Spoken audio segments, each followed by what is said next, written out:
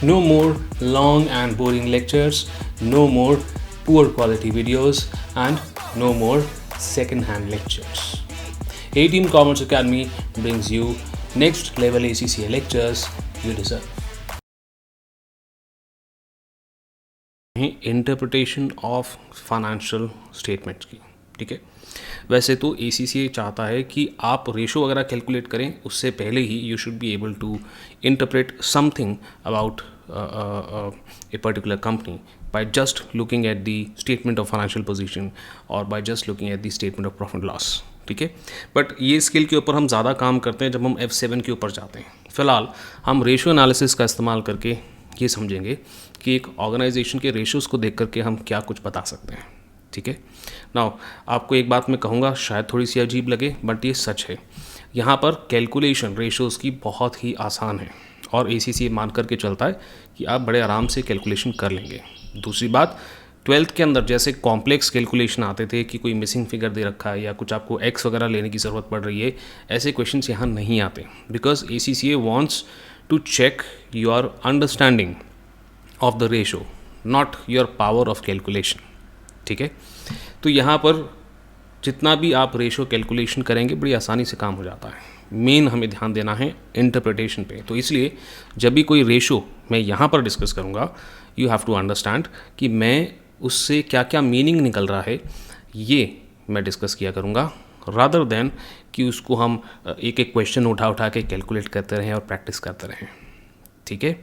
चलें, with that note on the side, अब आप फटाफट से देखें टाइमलाइन पे हम क्या क्या डिस्कस करने वाले हैं इस सेशन के अंदर। We are going to start with the ratio structure, right, कि कितने टाइप के रेशोज़ होते हैं, and then we are going to talk about the ratio calculation and discussion.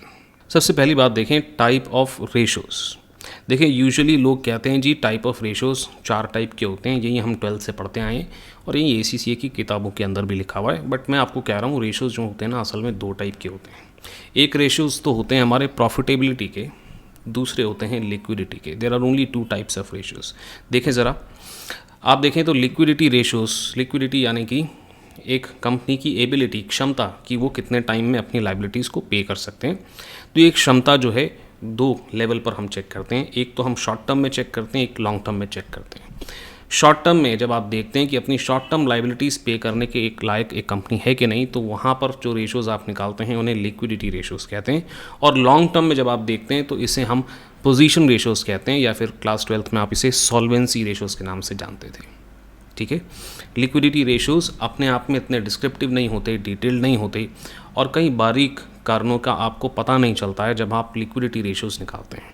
उसे फर्दर समझने के लिए इन डेप्थ एनालिसिस की ज़रूरत होती है, और ये in depth analysis efficiency ratios से हम करते हैं, जिसे आप लोग टर्नओवर या एक्टिविटी रेशोज़ के नाम से भी जानते हैं, ठीक है जी। And then we are going to talk about profitability ratios, ठीक है जी, एक बिज़नेस की परफॉर्मेंस जानने के लिए। ओके तो एक याद करने का भी ये अच्छा तरीका है, और लॉजिकली भी आप सोच करके देखें, इवन परफॉर्मेंस मैनेजमेंट में आप पढ़ेंगे तो ऑर्गेनाइजेशन को प्रॉफिटेबिलिटी और लिक्विडिटी के अंदर बैलेंस मेंटेन करने की ज़रूरत पड़ती है। And with the same logic we are only going to divide the ratios into 2 types of ratios, liquidity and profitability, ठीक है। थोड़ा सा डिफरेंट तरीका है, बट ये आपको याद रखने में और अंडरस्टैंड करने में बेटर मदद करेगा, ठीक है। चलें जी, तो शुरू करें लिक्विडिटी रेशोज़ के साथ। लिक्विडिटी रेशोज़ के अंदर primarily we have 2 types of ratios, one is the current ratio and another one is the quick ratio. Current ratio क्या है हमें पता है, current assets divided by current liabilities. अच्छा, अब करंट असेट्स करंट लाइबिलिटीज़ में क्या आता है, इसको मैं ज़्यादा डिटेल के अंदर नहीं जाऊँगा, बिकॉज कब से पढ़ते आ रहे हैं, राइट।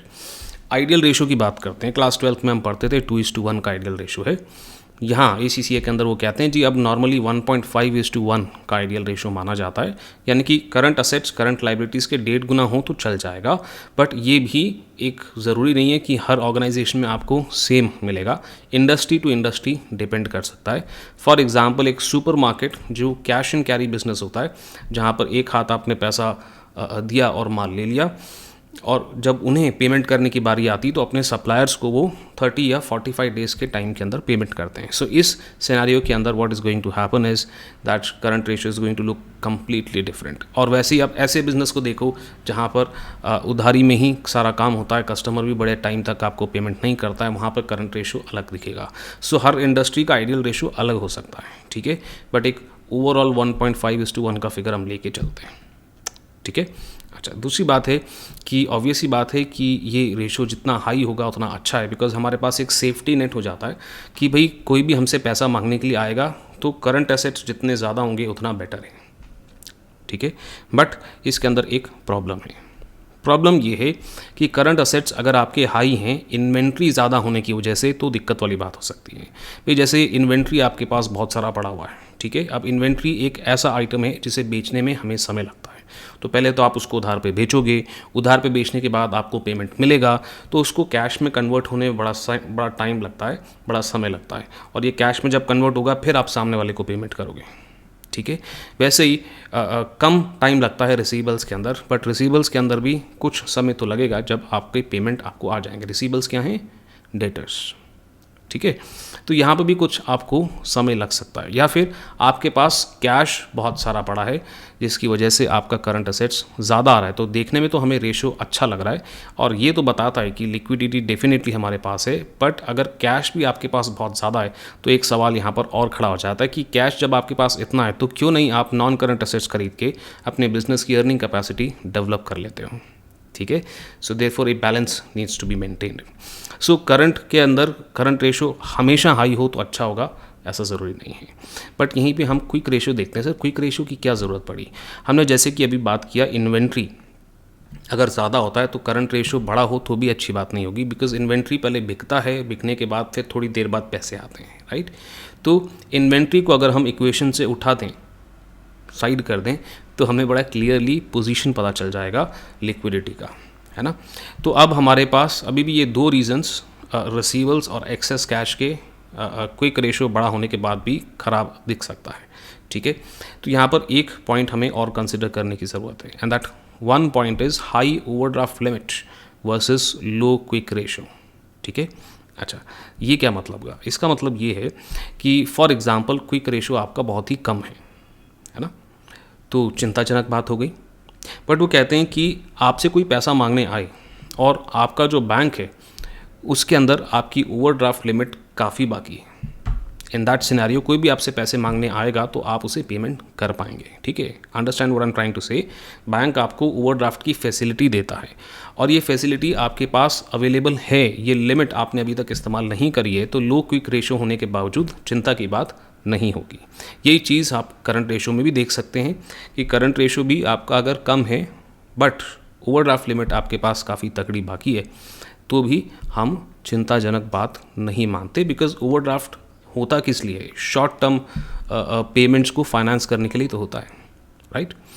तो अब आपने देखा, एक बात नोटिस करी, जैसे ही हमने लिक्विडिटी रेशियोज़ को डिस्कस किया, हमने कई सारी ऐसे बातों के बारे में बात की जो आपने आज तक सोची नहीं थी, राइट. और यही आपका ACCA के अंदर टेस्ट किया जाएगा. कैसे? आगे जा कर के हम डिस्कस करते हैं. फिलहाल मैं आपको सिर्फ एक हिंट दूंगा. आप रेशोज़ अगर देखें तो रेशोज़ के अंदर न्यूमरेटर और डिनोमिनेटर होता है, ठीक है. न्यूमरेटर और डिनोमिनेटर होता है, ठीक है. सो न्यूमरेटर अगर बढ़ जाता है तो आपका रेशो भी बढ़ जाता है. डिनोमिनेटर अगर आपका घट जाता है तो रेशो भी दोबारा से बढ़ जाएगा, ठीक है. इस बारे में और डिस्कशन में करता हूँ. ये पॉइंट दोबारा आएगा, इसके ऊपर हम क्वेश्चन करेंगे कैसे ये इन्फॉर्मेशन जो मैंने आपको बताई है ये आगे जाके आपको हेल्प करेगी, ठीक है. चलें, तो देखो लिक्विडिटी रेशो ख़त्म भी हो गया, बट यहाँ पर प्रॉब्लम क्या आ रही है सर? प्रॉब्लम ये आ रही है कि इन्वेंट्री ज़्यादा होने की वजह से अगर आपका रेशो ज़्यादा है, रिसीवेबल्स ज़्यादा होने की वजह से ज़्यादा है, तो ये हमें पता कैसे चलेगा? How would we come to know? तो एक इन डेप्थ एनालिसिस के लिए हम अब मूव करने जा रहे हैं एफिशिएंसी रेशोज़ की तरफ. एफिशिएंसी रेशो के अंदर सबसे पहला रेशो ही हम कौन सा करेंगे जी? इन्वेंट्री टर्नओवर पीरियड, ठीक है. आप एक रेशो जानते थे, इन्वेंट्री टर्नओवर रेशो. उस रेशो को हम डिवाइड करते, डिनोमिनेटर में डालते थे और 365 को हम न्यूमरेटर में डालते थे, तो हमें पता चलता था कि कितने टाइम में हमारा जो इन्वेंट्री है वो बिक जाता है, ठीक है. That is exactly what we doing here. तो दो रेशोज़ को कंबाइन किया, तो ये कोई नया रेशो नहीं है ना। वहाँ पे 365 divided by inventory turnover ratio हम करते हैं तो इन्वेंट्री टर्नओवर पीरियड आता था। तो ये क्लास 12th वाला ही रेशो है, बट अब हमारा ध्यान इसकी इंटरप्रिटेशन पे होगा। ठीक है, देखिए यहाँ पर वो कह रहे हैं भी, यहाँ पर हम क्या जान रहे हैं, use of inventory to produce and sell goods. कितनी तेज़ी से आप इन्वेंट्री का इस्तेमाल कर पा रहे हैं नए गुड्स को, फिनिश गुड्स को बनाने में और उन्हें बेचने में। How fast this process is, that is what we trying to understand. ठीक है, तो अगर ये रेशो बड़ा आएगा तो अच्छी बात नहीं है, बिकॉज हमें टाइम लग रहा है इन्वेंट्री को सेल्स में कन्वर्ट करने में। बट अगर ये रेशो लोअर है तो बहुत अच्छी बात हो जाएगी। ठीक है, कुछ केसेस के अंदर एक हायर रेशो भी अच्छी बात हो सकती है। क्यों हो सकता है कि आप इसलिए ज़्यादा इन्वेंट्री मेंटेन करके चल रहे हैं क्योंकि आप बल्क डिस्काउंट का फ़ायदा उठाने के लिए बहुत ह्यूज क्वांटिटी में माल खरीद रहे हैं, या फिर आपको लगता है कि आगे चल करके स्टॉक आउट ना हो जाए, यानी कि ऐसा ना हो कि हमारा प्रोडक्शन चल रहा हो और रॉ मटेरियल ख़त्म हो जाए, या फिर डिमांड हो और हमारे पास बेचने के लिए माल ना हो, इसलिए आप स्टॉक आउट से बचने के लिए अपने स्टॉक को अभी भर रहे हैं। Then also a higher inventory to production और सेल्स रेशो, यानी कि inventory turnover period is good. और वैसे ही अगर आपको लगता है कि 2 महीने 3 महीने के बाद डिमांड आपके प्रोडक्ट की बहुत ज़्यादा बढ़ने वाली है, तो अभी से आपने माल भरना शुरू कर दिया, और इस कारण से जब आप कैलकुलेट कर रहे हैं तो आपका इन्वेंट्री टर्नओवर पीरियड हाई निकल करके आ रहा है, then also it is fine. ज़्यादा रेशो ये निकल करके आ जाए, यानी कि नंबर ऑफ डेज ज़्यादा निकल करके आ जाए, तो भी this ratio would be good because of these 3 reasons. Higher bad कब हो सकता है सर? हायर बैड तब हो सकता है जब आपका काम ही धीरे चल रहा है, मतलब आपने रॉ मटेरियल ख़रीद लिया और बहुत देर बाद जाके उसका प्रोडक्शन हो रहा है, या फिर बहुत देर बाद जाकर कि वो माल बिक रहा है, यानी कि आपके पास जो इन्वेंट्री है उसमें से ज़्यादातर माल ऐसा है जो स्लो मूविंग स्टॉक है, बहुत धीरे धीरे बिकता है या बहुत धीरे धीरे प्रोडक्शन प्रोसेस के अंदर इन्वॉल्व होता है। इसका सोल्यूशन ये है कि आप ऐसे स्टॉक को ज़्यादा ऑर्डर ना करें, या फिर जस्ट इन टाइम अप्रोच का इस्तेमाल करें, विच बेसिकली मीन्स कि जब आपको ऑर्डर चाहिए उससे 1 या 2 दिन पहले ही आप ऑर्डर करके माल को बुला रहे हैं, स्टॉक करके अपने पास नहीं रख रहे हैं। ठीक है, क्योंकि अगर स्टॉक करके माल हम अपने पास रखते हैं तो हमारा पैसा ब्लॉक हो जाता है, हमारी लिक्विडिटी गिर जाती है, और वो तब तक गिरी रहती है जब तक कि बेच के फाइनली पैसा हमारे पास आ नहीं जाता। ठीक है, एंड बेटर कंट्रोल रखिए, क्योंकि आप अगर लगातार देखते रहोगे, इन्वेंट्री के चैप्टर में आपको याद होगा हमने डिस्कस किया था कि हम फिजिकल वेरिफिकेशन अगर कंटिन्यूस करते हैं तो उसका ये फ़ायदा होता है, स्लो मूविंग स्टॉक की हमें जानकारी पहले पता चल जाती है, और मैंने कहा था कि ये एक कंट्रोल प्रोसीजर है। ठीक है, तो कह रहे हैं जी अगर आप बेटर कंट्रोल रखेंगे तो स्लो मूविंग स्टॉक आपके पास बहुत सारा इकट्ठा हो जाए, ऐसा पॉसिबल नहीं होगा। एक कारण और हो सकता है, हायर अगर ये रेशो होता है तो ख़राब बात हो जाएगी, that is less demand. Genuinely आपने जो माल बनाया है उसका डिमांड मार्केट के अंदर कम है, जिसकी वजह से माल कोई ख़रीद नहीं रहा। ठीक है, ये हमने इंटरप्रिटेशन किया किसका? इन्वेंट्री टर्नओवर पीरियड रेशो का। वैसे ही हम आगे बढ़ते हैं रिसीवेबल कलेक्शन पीरियड। अब आप देखोगे एफिशिएंसी रेशोज़ के अंदर एक बात कॉमन रहेगी, नाम ही हमने इसका एफिशिएंसी रखा है, बिकॉज यहाँ पे इन रेशोज़ को अच्छा रखना, हाई रखना नहीं, अच्छा रखना रिस्पॉन्सिबिलिटी मैनेजमेंट की होती है। मैनेजमेंट अगर ठीक से काम करेगा तो ये रेशोज़ ऑटोमेटिकली ठीक दिखेंगे। दैट बेसिकली मीन्स कि ये रेशोज़ ये बताता है कि रिसोर्सेज को कितना एफिशिएंटली इस्तेमाल किया जा रहा है। सो रिसीवेबल कलेक्शन पीरियड देखो आप, the ratio is very simple. Trade receivables हमने डेबिट कर रखा है। सर ये एवरेज ट्रेड रिसीवेबल्स हैं क्या? येस, दे आर एवरेज, और अगर एवरेज नहीं होता तो कई बार ऑर्गेनाइजेशन क्लोजिंग का भी इस्तेमाल करते हैं। आपको कौन सा इस्तेमाल करना होगा क्वेश्चन में बता देंगे। डिवाइड कर लेंगे आप इसे क्रेडिट सेल से, एंड अगेन मल्टीप्लाई कर रहे हैं 365 से, तो नंबर ऑफ डेज़ के अंदर इसका आंसर निकल के आएगा। सर इस रेशो का मतलब क्या है? मतलब बड़ा सिंपल है कि आपने उधार में जो माल बेचा है कितने समय में आप उसे कलेक्ट कर पाते हैं ऑन एन एवरेज। ये एक्यूरेट फिगर नहीं होता है, हो सकता है आपका आंसर 50 डेज़ निकल के आ जाए, बट कुछ कस्टमर्स ऐसे हैं जो 3-4 दिन में ही पैसे दे देते हैं, और कुछ कस्टमर्स ऐसे हैं जो 100 दिन के बाद पैसे देते हैं, right? So this is a average figure, not an accurate figure. अच्छा, अब यहाँ पर भी लोअर इज़ बेटर, जितना कम समय में आपके पास पैसे आ जाएं उतना अच्छा। यहाँ प्रॉब्लम क्या है? वो कहते हैं हायर रेशो भी हमारा यहाँ पर अच्छा हो सकता है। हायर रेशो अच्छा कैसे हो सकता है? फॉर एग्जाम्पल हमारी क्रेडिट पॉलिसी है कि हम ज़्यादा उधार देना चाहते हैं, we want to give more credit. Sir ऐसा क्यों करेंगे? ऑब्वियसली कॉम्पिटिटिव एडवांटेज लेने के लिए। जहाँ कस्टमर को ज़्यादा उधार की फैसिलिटी मिल जाती वो वहीं से माल लेना प्रेफर करेगा। दूसरी बात हमारी हो जाती प्रीवियस पीरियड, यानी कि पिछले साल के मुकाबले आपका रेशो अभी भी उतना ही है, या फिर इंडस्ट्री एवरेज यानी कि आपके इंडस्ट्री के अंदर और जो आपके कॉम्पिटिटर्स हैं वो भी उतना ही दिन, उनके भी रिसीवेबल पीरियड उतना ही है और आपका भी उतना ही है, तो फिर डरने वाली बात नहीं है। Then even higher ratio is okay. यानी कि हम इंडस्ट्री एवरेज या पिछले साल से भी कंपेयर करके चेक करेंगे कि हमारा जो रेशो है वो कोई ज़्यादा तो नहीं है, ठीक है।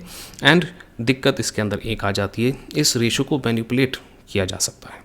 मैनिपुलेट करने के लिए साल के एंड के फिगर, क्योंकि यहाँ पर हम क्लोजिंग रिसीवेबल्स लेते हैं या फिर एवरेज लेते हैं, यानी कि ओपनिंग क्लोजिंग का एवरेज लेते हैं, एंड इन दैट सिनेरियो सिर्फ क्लोजिंग रिसीवेबल्स का फिगर मैनिपुलेट करके इस रेशो को अच्छा किया जा सकता है।